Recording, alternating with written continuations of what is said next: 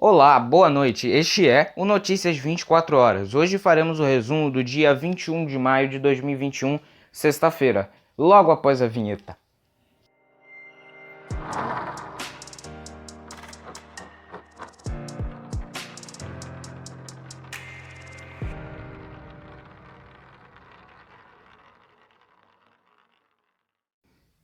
Olá, mais uma vez uma boa noite a todos os telespectadores e ouvintes. Vamos começar logo o nosso resumo do dia com a notícia do coronavírus. O Brasil registrou hoje 2.136 mortes por Covid nas últimas 24 horas, totalizando nesta sexta-feira 446.527 óbitos desde o início da pandemia. Com isso, a média móvel de mortes nos últimos 7 dias chegou a 1.963. Em comparação à média de 14 dias atrás, a variação foi de menos 8% e indica a tendência de estabilidade nos óbitos decorrentes do vírus. Lembrando que no Rio de Janeiro e em São Paulo foi menos 12 e menos 5, respectivamente. Indo para São Paulo, um desabamento parcial em um móvel no Rio Pequeno, zona oeste de São Paulo, deixou 2 pessoas feridas nessa tarde de sexta. Segundo o Corpo de Bombeiros, uma laje desabou na rua Inácio Manuel Alvarez, na altura do número 600. De acordo com a prefeitura que fez a vistoria no local, tratavam-se de 2 imóveis vazios em processo de demolição, e durante a derrubada, parte do muro que faz divisa com um dos imóveis colapsou. Os 2 homens feridos seriam funcionários da empresa responsável pela demolição. Um deles teve fratura nas pernas e ficou preso nos escombros, mas foi retirado pelos bombeiros e levado para o Hospital das Clínicas em Pinheiros. O outro teve ferimentos leves e foi encaminhado para o Hospital Universitário da USP no Butantã. Boletim da Secretaria de Saúde do Acre trouxe nesta sexta-feira 438 novos casos de infecção por coronavírus.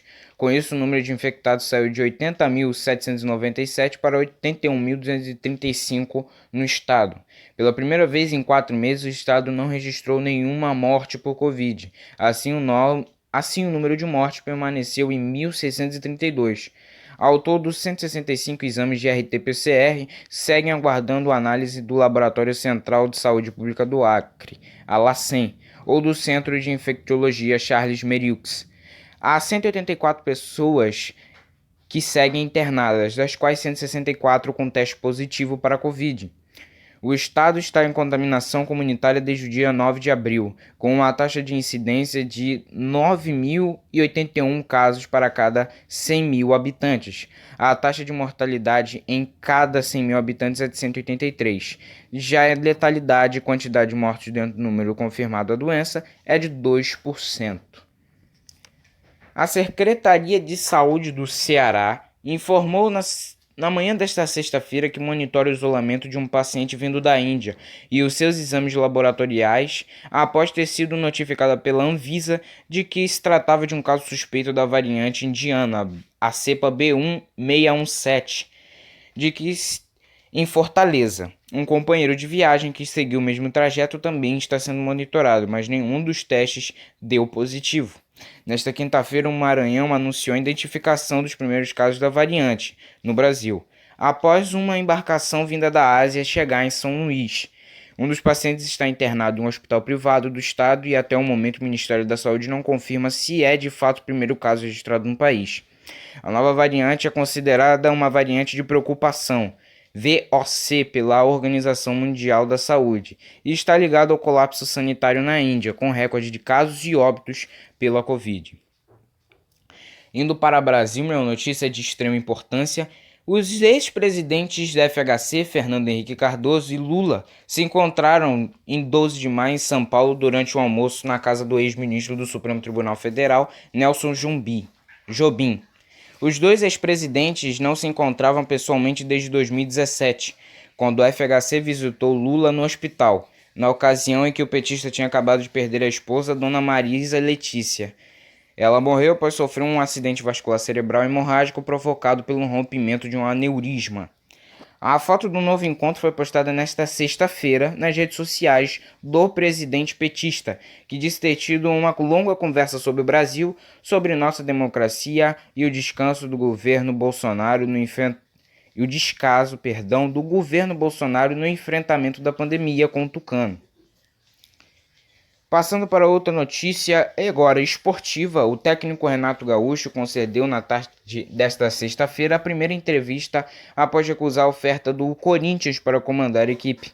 Durante evento de revitalização da Calçada da Fama no Maracanã, Renato Gaúcho justificou o não ao convite do Timão. Abre aspas para a fala do técnico. Foi mais ou menos a conversa que eu tive com o presidente do Santos. Eu saí do Grêmio porque estava muito tempo longe da minha família. Foram de mais de 5 anos lá no sul. Pandemia, mal dava para vir na ponte aérea. Agora teve interesse do Corinthians. Foi basicamente a mesma conversa que eu tive com o presidente. Agradeço o carinho dos dois clubes, as duas torcidas me trataram muito bem. Não é que eu não quisesse trabalhar, mas para quem ficou praticamente 5 anos só em ponte aérea, longe da família, disse o treinador. Continuando na notícia do esporte, o técnico da seleção masculina de vôlei, Renan Dalzotto, teve alta nesta sexta, depois de mais de um mês internado e 2 vezes entubado por causa de complicações da Covid. Em nota, a CBV, Confederação Brasileira de Vôlei, informou que o técnico da seleção brasileira de vôlei já estava em casa. O comandante da equipe masculina do Brasil teve alta hospitalar nesta sexta, depois de 36 dias de internação devido à Covid. Abre aspas. Renan está bem, com a família e seguirá fazendo fisioterapia respiratória e motora, enquanto já acompanha de maneira remota e dentro da alimentação indicada o dia a dia da seleção na disputa da Liga das Nações. Voltando para a notícia de Covid, a Organização Mundial da Saúde estima que o número real de mortes por Covid foi muito maior do que o registrado oficialmente, até 3 vezes mais. Segundo a entidade, entre 6 e 8 milhões de pessoas podem ter morrido até o momento. Os números da OMS apontam para cerca de 3,4 milhões de óbitos até maio de 2021. Entretanto, esse número pode estar subestimado. Abre aspas, este número na verdade seria de 2 a 3 vezes maior, então acho que por precaução pode-se estimar seguramente cerca de 6 a 8 milhões de mortes, disse Samira Asma, diretora-geral assistente da OMS.